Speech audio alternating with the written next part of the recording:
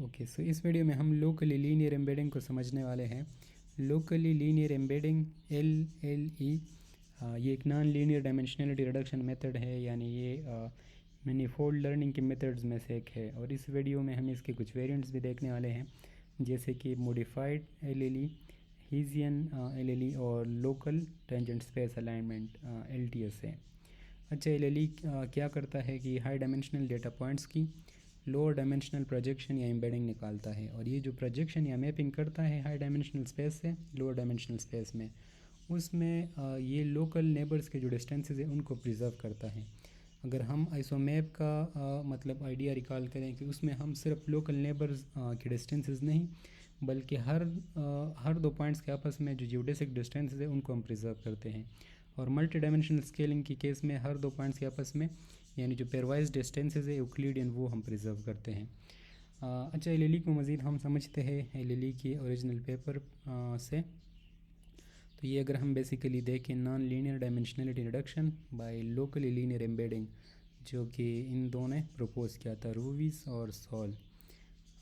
अच्छा, इसमें अगर हम इसको समझना चाहें कि बेसिकली हमारे पास जिस तरह अगर ये हाई डायमेंशनल स्पेस है, जिस तरह एरोस से हम रिप्रेजेंट कर रहे हैं, और उसमें ये कुछ पॉइंट्स है। तो फर्स्ट स्टेप तो इसमें जिस तरह आइसोमैप में करते हैं एग्जैक्टली हम नेबर सेलेक्ट करते हैं, और नेबर्स सेलेक्ट करने के हमारे पास दो तरीके हैं।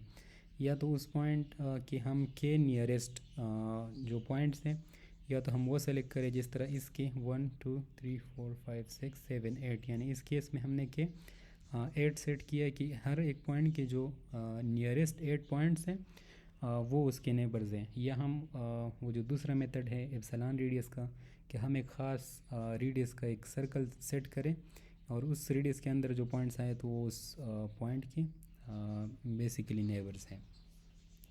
फर्स्ट स्टेप ये हो गया। सेकंड स्टेप में हम क्या करते हैं कि हम मतलब इस पॉइंट को रिप्रेजेंट करते हैं as a linear combination of its neighbours जो हमने सेलेक्ट किए हैं। तो बेसिकली उस पॉइंट को हम एक वेट देते हैं, और फिर वो जो वेट्स यानी वो जो लीनियर कम्बिनेशन है उससे हम एक उस पॉइंट को रिकन्स्ट्रक्ट करते हैं। तो इस केस में कंसिडर करते हैं कि हमारे पास सिर्फ वो वेट्स हैं और ये नेबर्स हैं और ओरिजिनल वेरिएबल नहीं है, तो हमने उसको रिकन्स्ट्रक्ट कर दिया है। नेक्स्ट हम क्या करते हैं कि मतलब हम ये जो रिकन्स्ट्रक्शन कर रहे हैं कि वो कितना करेक्ट है, यानी ओरिजिनल जो पॉइंट है और जो हमने रिकन्स्ट्रक्ट किया है उसके दरमियान जो डिफरेंस है वो हमने मिनिमाइज़ करना है। तो इसको हम एक इक्वेशन से अगर देखना चाहें कि हमारे पास ये जो XI पॉइंट है और फिर जो रिकन्स्ट्रक्टेड पॉइंट है, तो ये अगर हम विकी पेज पे देखें, इन पॉइंट्स को हम थोड़ी देर में देखते हैं। हम ये देखते हैं कि जो रिकन्स्ट्रक्शन एरर है, तो इसमें मतलब हमारे पास जो XI है वो बेसिकली ओरिजिनल पॉइंट है और उसको हमने रिकन्स्ट्रक्ट कर लिया बाय लीनियर कम्बिनेशन।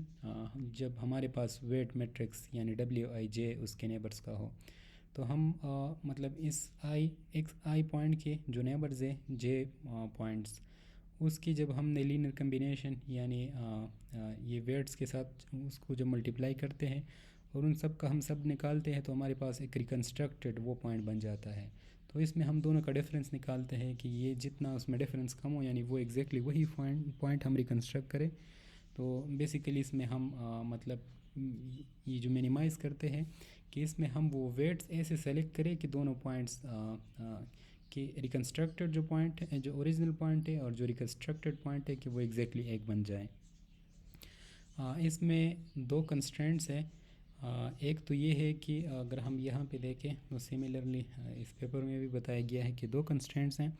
फर्स्ट ये है कि जो पॉइंट्स यानी जो शेडेड नहीं है ये इसके नेबर्स नहीं है, तो इन पॉइंट्स के जो वेट्स है वो बेसिकली ज़ीरो होंगे, और इन पॉइंट्स के जो नेबर्स हैं इनके वेट्स का अगर हम सम निकालेंगे तो वो 1 होगा। तो ये बेसिकली सेकंड कंस्ट्रेंट है। अब हमारे पास मतलब जितने पॉइंट्स होंगे उतने उस वेट मैट्रिक्स में हमारे पास कॉलम्स होंगे या रोज़ होंगे। तो मतलब ये वाली जो वेट्स हैं ये सारे ज़ीरो हो जाएंगे, और बाकी का जो सम है यानी रो के जो rows of the weight matrix should sum to 1, तो ये सेकंड कंस्ट्रेंट था। अच्छा, अब हम नेक्स्ट स्टेप में हम क्या करते हैं कि हमारे पास वेट्स तो आ गए जो ओरिजिनल पॉइंट को अच्छी तरीके से रिप्रेजेंट कर रहे हैं। अब हम ये जो लोकल नेबरहुड में जो हमारे पास ये वेट्स हैं, हम ये जो मैपिंग कर रहे हैं हाई डायमेंशनल स्पेस से टू डायमेंशनल स्पेस में या लोअर डायमेंशनल स्पेस में, कि इसमें ये लोकल नेबरहुड या जो वेट्स है कि वो प्रिजर्व रहे। यानी हमने लोअर डायमेंशनल पॉइंट में एक्स आई को एक पॉइंट वाई आई से इस तरह रिप्रेजेंट करना है कि हम इसके नेबर से एग्जैक्टली वही वेट यूज़ करके हम उसको अगर रिकन्स्ट्रक्ट कर सकें। तो इसमें अगर हम ये देखें हमारे पास एक इक्वेशन और भी है, लेकिन इसमें हम वेट्स मिनिमाइज़ नहीं ऑप्टिमाइज़ नहीं करते हैं, बल्कि वेट्स हमारे पास फिक्स्ड हैं। ये देखिए, in this cost function unlike the previous one the weights are fixed. इसमें हम मिनिमाइज़ मतलब इसमें वाई आई को उस 2D स्पेस में जो कोऑर्डिनेट्स है उसको ऑप्टिमाइज़ करना है कि वाई जो हमारे पास जो ट्रांसपाउंड पॉइंट है एक्स आई का, कि वो कोऑर्डिनेट सेलेक्ट करने हैं कि वो एग्जैक्टली इन वेट्स के बेस पे हम उसको रिकन्स्ट्रक्ट कर लें। तो ये बेसिकली यानी ये कंसेप्ट है लोकली लीनियर एम्बेडिंग का। इसको अगर हम सिमिलरली एक और पेपर है जो कि ये भी सेम जो बंदे हैं उन्होंने रिप्रेजेंट किया है, सोल और रॉयस। इसमें अगर हम देखें कि मतलब हमारे पास अगर मुख्तलिफ ये नॉन लीनियर मैनीफोल्ड्स हो तो उसको हम किस तरह लोकली लीनियर एम्बेडिंग से उसको हम अनरोल कर सकते हैं, या हम उसको हाई डायमेंशनल यानी 3D से 2D में लेके जा सकते हैं। और एक एग्जांपल और है इमेजेस का, तो वो हम देख लेते हैं यहाँ पे कि जिस तरह हमारे पास मतलब इस तरह इमेजेस का एक डेटा सेट था, जब वो हमने लोकली लीनियर एम्बेडिंग को फीड किया तो हमारे पास एक 2D इस तरीके का जो पॉइंट्स हैं यानी एक इमेज को रिप्रेजेंट कर रहे हैं 2D में इसको इसी तरह ऑर्गेनाइज़ किया है। अब ये जो मतलब इंसर्कल्ड पॉइंट्स है बेसिकली उसको हम आसानी के लिए यहाँ पे उनके इमेजेस दिखाए। तो अगर यहाँ पे मतलब एक ख़ास ऑर्डर या जो ऑर्गेनाइज़ करते हैं इन पॉइंट्स को, अगर हम ये देखें उसमें एक पैटर्न कि ये पाथ अगर हम फॉलो करें और उसमें ये जितने सारे पॉइंट्स हैं तो ये इमेजेस अगर हम दिखाएं तो बेसिकली इस फॉर्म इस किस्म के हैं कि यानी फ्रोनिंग फेस से जो ट्रांजिशन है स्माइलिंग फेस की तरफ। तो मतलब इसको किस तरह उसने इन सारे रैंडम इमेजेस को जो है ख़ास वो दिया है, उसको ऑर्गेनाइज़ किया है। और हाई डायमेंशनल डेटा पॉइंट्स यानी एक इमेज जो है हो सकता है यहाँ पे हम अगर देखें कि ये 1965 इमेजेस थी और 20x28 रेजोल्यूशन की थी, यानी डायमेंशंस इस डेटा सेट का 560 था, लेकिन उसको हम 2D पे लेके आए आइसोमैप के थ्रू। अच्छा अब हम लोकली लीनियर एम्बेडिंग की कुछ वेरिएंट्स को देखते हैं। एक वेरिएंट है मॉडिफाइड लोकली लीनियर एम्बेडिंग। एलएलई में एक वेल नोन इशू है रेगुलराइजेशन का। जब नंबर ऑफ़ नेबर्स ज़्यादा हो इनपुट के नंबर ऑफ़ डायमेंशन से, नंबर ऑफ़ नेबर्स वो हम सेट करते हैं कि मतलब नेबरहुड में एक पॉइंट के कितने नेबर्स होने चाहिए। इसके जो दूसरा जो हाई डायमेंशनल डेटा सेट जिसके हम एम्बेडिंग निकालना चाह रहे हैं उसका नंबर। तो अगर इसको हम एग्जांपल से समझे कि हमारे पास जो लेट्स से इनपुट की जो डायमेंशंस हैं वो 5 हैं और के हमने 10 सेट किए हैं, तो इस केस में लोकल नेबरहुड को रिप्रेजेंट करने के लिए जो मैट्रिक्स है वो रैंक डिफिशिएंट होता है। तो इसको एड्रेस करने के लिए जो ओरिजिनल जो स्टैंडर्ड एलएलई है वो एक arbitrary regularisation parameter r use करता है, और ये आर को हम चूज़ करते हैं लोकल वेट मैट्रिक्स के ट्रेस के अकॉर्डिंग। तो इसमें मतलब अगर जो रेगुलराइजेशन पैरामीटर है अगर वो क्लोज टू ज़ीरो हो तो solution converges to the desired embedding, लेकिन अगर ग्रेटर देन ज़ीरो हो तो फिर ये हम गारंटी नहीं कर सकते कि वो ऑप्टिमल सोल्यूशन ढूंढ पाएगा। तो इसको एक तरीका जो है उस एलएलई का एक वेरिएंट हमने निकाला कि जिसमें मतलब इस इशू को एड्रेस करने के लिए कि हम मल्टीपल वेट्स यूज़ करते हैं, multiple weight vectors in each neighbourhood. इसको अगर हम इसके विकी पेज पे देखें कि इसमें हम मल्टीपल वेट्स यूज़ करते हैं in each neighbourhood to address the local weight matrix conditioning problem which leads to distortions in LLE maps. और ये जो मल्टीपल वेट्स हैं लूजली स्पीकिंग हमारे पास जो ओरिजिनल वेट्स होते हैं प्रोड्यूस्ड बाय एलएलई उनके अर्थागनल लोकल अर्थागनल प्रोजेक्शन को मल्टीपल वेट्स कहते हैं। तो एक मेथड ये है। दूसरा मेथड हम देखते हैं हीजियन ईगन मैपिंग। तो ये मतलब रेगुलराइजेशन का जो प्रॉब्लम है उसको सॉल्व करने का एक अलग तरीका है, और इसमें मतलब हीजियन बेस्ड क्वाड्रेटिक फॉर्म हर एक नेबरहुड में जो है उसके अराउंड जो है ये टेक्निक रिवॉल्व करता है, जिसमें हम मतलब ये हम यूज़ करते हैं लोकली लीनियर स्ट्रक्चर को रिकवर करने के लिए। हम अगर ये समझे कि हीजियन ईगन मैपिंग क्या है, तो ये अगर हम समझे हीजियन मैट्रिक्स, हमारे पास अगर ये एक स्क्वायर मैट्रिक्स होता है जिसमें एक फंक्शन के हम सेकंड ऑर्डर पार्शियल डेरिवेटिव्स होते हैं उसमें, यानी अगर हम ये कंसिडर करें तो इसमें ये स्क्वायर मैट्रिक्स है, सिमिलर नंबर ऑफ़ रोज़ और कॉलम्स है उसमें, और एक कॉलम या रो का जो सेल है तो उसमें बेसिकली ये होता है, और इसमें एक साइड जो है रो को रिप्रेजेंट कर रहे हैं और जे कॉलम को। अगर लेट्स से हम कहें कि रो 2 कॉलम 1, यानी इसको अगर हम रिप्रेजेंट करना चाहें तो इसमें रो चूँकि 2 है तो I2 बन जाएगा और कॉलम 1, तो ये एग्जैक्टली ये चीज़ बन जाएगी। इसको हम विकी में भी देख लेते हैं सॉरी, हीजियन एल, तो इसमें जो मतलब एल सी इसकी क्वालिटी तो बेटर होता है, results of a much higher quality than L, लेकिन ये जो है ये मतलब ये बहुत कास्टली है कंप्यूटेशनल कम्प्लेक्सिटी वाइज। अच्छा, थर्ड जो एक वेरिएंट है local tangent space alignment, basically वो एल का एक वेरिएंट, मतलब टेक्निकली नहीं है लेकिन एल्गोरिथमिकली ये बहुत सिमिलर इनफ है, तो इसीलिए हम इसको मतलब इस कैटेगरी में जो है डालते हैं। इसमें ये बेसिकली क्या करता है, मतलब ये नेबर्स के जो डिस्टेंस है उनको ये प्रिजर्व नहीं करता जिस तरह एल में करते हैं। इसमें लोकल ज्योमेट्री मतलब लोकल ज्योमेट्री को इसमें भी देखते हैं, लेकिन इसमें हम थ्रू टेंजेंट स्पेस देखते हैं। अगर हम टेंजेंट स्पेस को हम पहले समझें, बल्कि टेंजेंट स्पेस को समझने से पहले हम टेंजेंट लाइन को समझते हैं। टेंजेंट लाइन क्या होता है कि लेट्स से हमारे पास ये कर्व है, यानी एक एफ ऑफ एक्स है, वाई एफ ऑफ एक्स है और एक्स हमारे पास लेट्स से ये एक्सेस है। तो अब इसमें इस पॉइंट पे the straight line that just touch is the curve at that point, इसको हम टेंजेंट लाइन कहते हैं।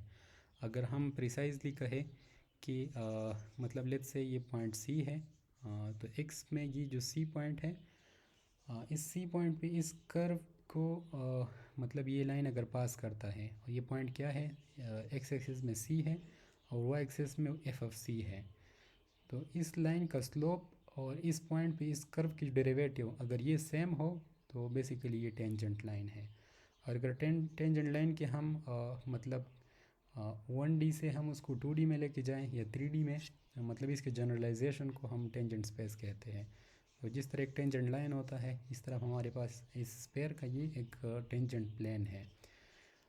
तो हमारे केस में मतलब बेसिकली मतलब अगर हम इस एग्जांपल को देखें लेट्स से, तो लोकल नेबरहुड में लेट्स से यहाँ पे बहुत सारे पॉइंट्स है। अब इन सारे पॉइंट्स की हम एम्बेडिंग इस तरह निकालें कि मतलब उसको एक प्लेन में लेके जाए कि इन सब की अगर हम टेंजेंट स्पेस निकालें कि वो एक दूसरे से अलाइन करें।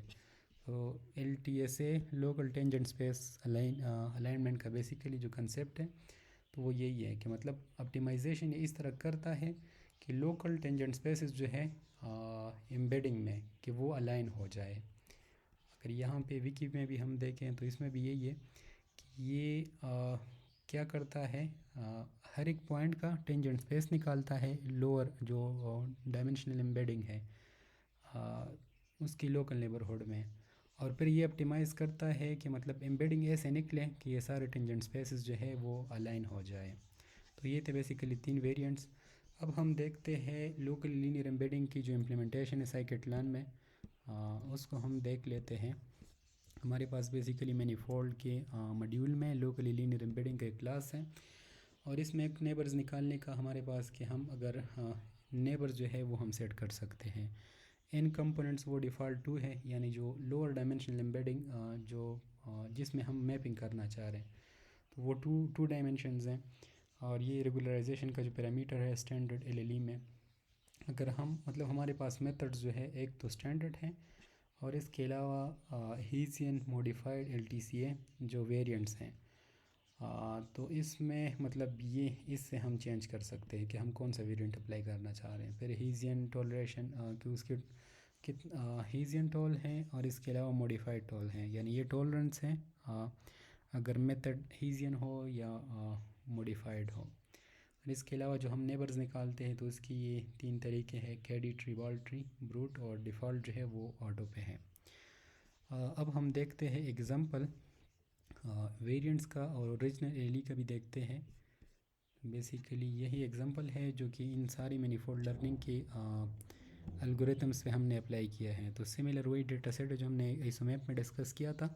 हम एक हैंड रिटन डिजिट्स का डेटा सेट है साइकेट्लॉन में, वो हम लोड करते हैं और उसमें क्लासेस हमारे पास 0 to 9 डिजिट्स हैं यानी 10 है, लेकिन हम सिर्फ we only use 6 first of the 10 available classes. और ये हमारे पास 8x8 में अगर हम रिशेप करें तो ये 64 डायमेंशनल डिजिट्स डेटा सेट है। ये उसका कुछ सिलेक्शन है कि किस तरह मतलब डिजिट्स किस तरह विजुअली दिखते हैं। तो इस पे हम ये सारे मतलब मुख्तलिफ एल्गोरिथम्स जो हैं, जिस तरह आइसोमैप के केस में हमने देखा था, अब हम देखते हैं लोकल लीनियर एम्बेडिंग के हमने ये अप्लाई किए हैं। तो एक हमने स्टैंडर्ड अप्लाई किया है जिसमें मतलब मेथड स्टैंडर्ड है और कंपोनेंट्स और नेबर्स 30 है और कंपोनेंट्स आर में 2 है। दूसरे में हमने मॉडिफाइड और फिर हमने सिमिलर रीजन और LTSA जो है वो अप्लाई किए हैं। अगर इनके हम रिज़ल्ट्स देखें तो स्टार्ट से जो है ये आइसोमैप के बाद हमारे पास मतलब उसको हाई डायमेंशनल डेटा सेट जो था 64 डायमेंशनल, उसको 2D में वो इस तरह जो है अब दिखा रहा है। मॉडिफाइड LLE में जो है ये उससे थोड़ा सा बेटर है कि उसने मतलब 4 को सेपरेट किया, इस तरह ज़ीरोस को सेपरेट किया और कुछ को सेपरेट नहीं कर पाया। हीजियन में जो है सिमिलरली ये इस तरह सिर्फ फ्लिप वर्जन है और LTSA में भी कुछ इस तरह दिखते हैं। So that's all for locally linear embedding और नेक्स्ट वीडियो में हम देखने वाले हैं मल्टी डायमेंशनल स्केलिंग को।